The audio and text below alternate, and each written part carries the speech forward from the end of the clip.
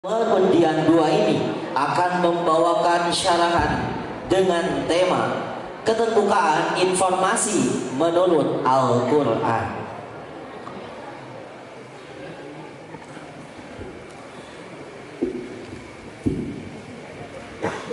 Tiada ungkapan indah dan megah yang diungkap di awal mukadimah, tiada pula syair yang paling menawan yang menyentuh hati para insan kecuali ucapan salam, yakni Assalamualaikum warahmatullahi wabarakatuh. Alhamdulillahirabbil alamin wa bihi nasta'inu ala umuri dunya waddin. Wassalatu wassalamu ala asrafil anbiya'i wal mursalin wa ala alihi wa sahbihi ajma'in. Amma ba'du. Informasi merupakan salah satu hal penting yang meski kita ketahui di era digital ini, karena tanpa informasi kita takkan berkembang di zaman sekarang. Namun yang menjadi problematika saat ini, bagaimana cara kita menghadapi atau memfilter informasi yang bohong.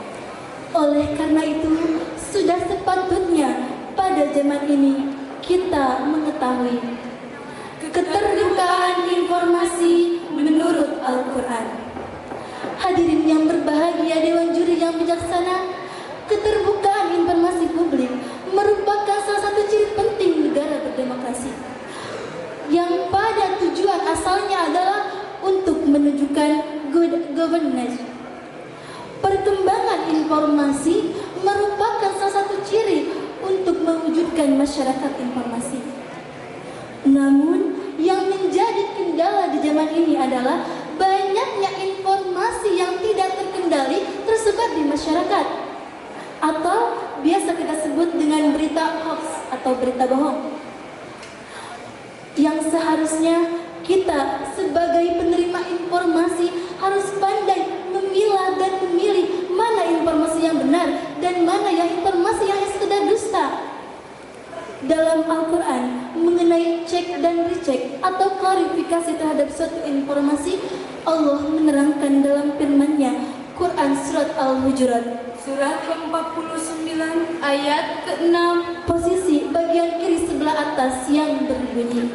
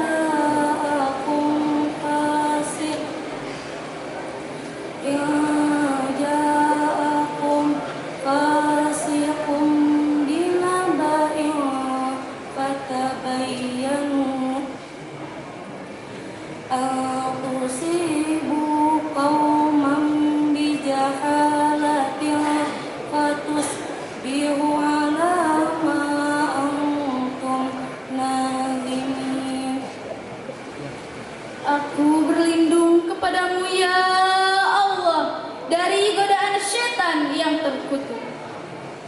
Dengan menyebut namamu ya Allah yang maha pengasih lagi maha penyayang. Wahai orang-orang yang beriman, jika datang kepadamu suatu kabar, maka telitilah kebenarannya, karena hal tersebut dapat menyakiti suatu kaum. Dalam tafsir Al-Jalalain karya Imam Jalaluddin As-Suyuti dan Jalaluddin Al-Mahali disebutkan bahwa ya ayyuhalladzina amanu in ja'akum fasikum binaba'in. Hei orang-orang yang beriman, apabila datang kepada kalian suatu berita dari orang fasik, maka apa? Fatabayyanu, maka telitilah terlebih dahulu. Maksudnya telitilah kebenarannya, apa itu benar adanya atau hanya sekedar dusta. qiraat dikatakan bahwa kata fatabayyanu dilanjutkan dengan kata fatasabbatu yang berasal dari kata asbata yang berarti telitilah. Maksudnya telitilah terlebih dahulu terhadap informasi tersebut. Karena mengapa? Antusibu kauma, dikhawatirkan karena kecerobohan kita menyampaikan berita tersebut akan menimpa musibah kepada suatu kaum. Bijahalatin, karena keadaan kita yang tidak mengetahui terhadap kebenaran informasi tersebut, yang nantinya adalah alama fa'altum nadimin, menyebabkan kita menyesal karena telah menyampaikan informasi yang belum tentu kebenarannya.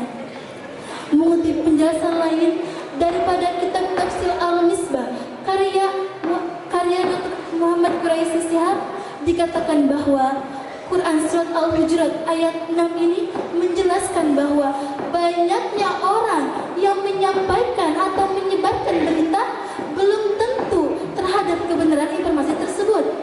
Karena itu sangat diwajibkan bagi kita sebagai penerima informasi harus meneliti terlebih dahulu informasi tersebut.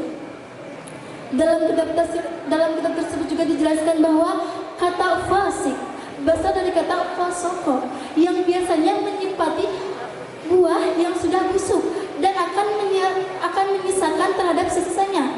Yang maksudnya adalah orang-orang fasik dikarenakan banyaknya dosa mereka, baik itu dosa besar ataupun dosa kecil, menyebabkan keinginan mereka terkikis dengan sendirinya. Lalu kata fatabayyanu memakai redaksi fi'il amar yang berarti dengan jelas menyuruh kita untuk meneliti terlebih dahulu informasi tersebut, apa-apa yang kita terima dari orang lain. Dalam Islam bukan hanya dari orang yang berinformasi, namun yang menjadi sumber pun harus kita teliti terlebih dahulu. Hadirin rahimakumullah, uraian tersebut sudah mengenai kita ketika kita bagaimana dalam menyambut sebuah informasi. Lantas bagaimana ketika kita dihadapkan sebagai pemberi informasi?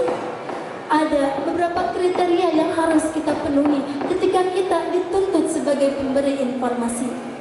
Yakni yang pertama, syafriyah dan talmijah. Artinya adalah ketika kita menyampaikan informasi, jangan sampai dalam informasi tersebut ada kata-kata untuk mencemarkan nama baik orang lain atau untuk menurunkan harkat derajat orang lain. Yang kedua, amar ma'ruf nahi munkar.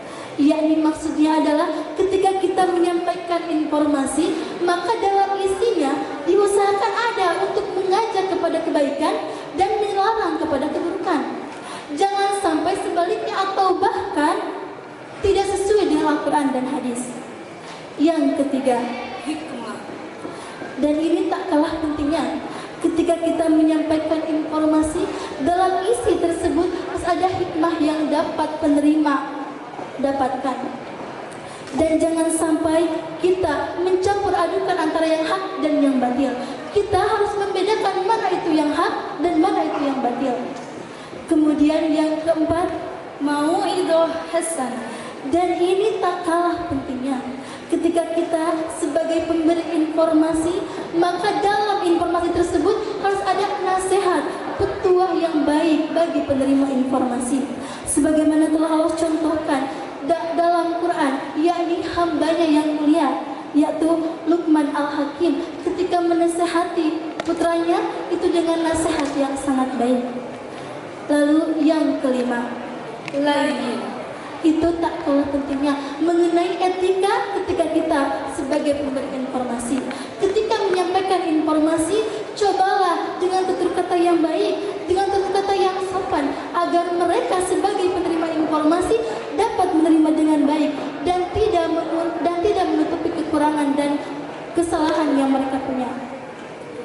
Hadirin rahimakumullah, dari uraian di atas sudah sangat jelas bahwa ketika datang sebuah informasi, baik itu banyak ataupun sedikit, maka lakukanlah tabayun terlebih dahulu.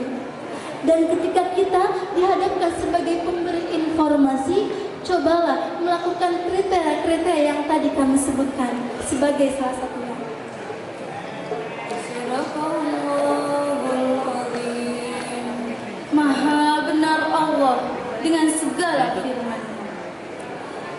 Demikian yang dapat kami sampaikan.